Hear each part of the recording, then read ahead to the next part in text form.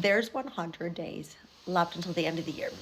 And so last Thursday, I told myself I was going to do this challenge. I was like, Laura, I think you should post something positive and fun or just something every day, just for the last 100 days. So I woke up today and didn't want to do it.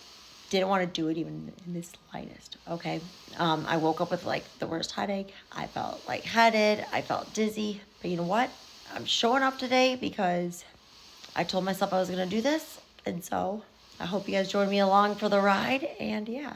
So today I'm going to talk about people with disabilities and people with chronic illness and pain. And although people see us, right? People see us rolling around or with our canes or walkers or even some people that have invisible disabilities. The struggle can be real, right?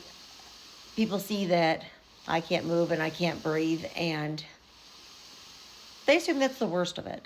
And while that is frustrating and annoying, there's so much more. Speaking of, little arm and body spasm. One of the things that people don't talk about a lot with disability, though, and illness is the other stuff. All the other crap we have to go through, right? One of them is body spasms. I get spasms just out of control sometimes. They can be worse depending on the day. They can be okay. And you just saw a little glimpse of that's just a little light guy. Just, um, just to annoy me during my video. But you know what? We're moving through it. So I think one of the biggest struggles for all of us, though, is that we have these underlying conditions that no one really knows about. Mine, for me, is something called autonomic dysreflexia, which means something's wrong with my body, whether it's like my toes curled or I have right now I have a little sore on the bottom of my foot, and I didn't realize I couldn't wear a shoe all weekend, and I was dripping sweat, my heart rate's racing, and I'm so sweaty, my heart doesn't feel good, my head doesn't feel good, on and off the shoe a million times. I'm so grateful that that people are taking it on and off of me, but people are probably like, why is Laura taking her shoe on and off? It's I feel like I'm gonna have a heart attack if I don't. So these are just some of the things that I deal with that not many other than the people that are with me and that know me, that's just something I deal with on a daily basis. And I know that other people, we have to worry about bed sores and infection, and just the smallest things sometimes can cause huge issues. So for people battling a chronic illness or a disability right now, I'm sending you love, because some days suck. Some days totally blow, right? You're today I could not get out of bed. I felt miserable, and I had to cancel my lunch with my great friend, and I was like, can we please reschedule?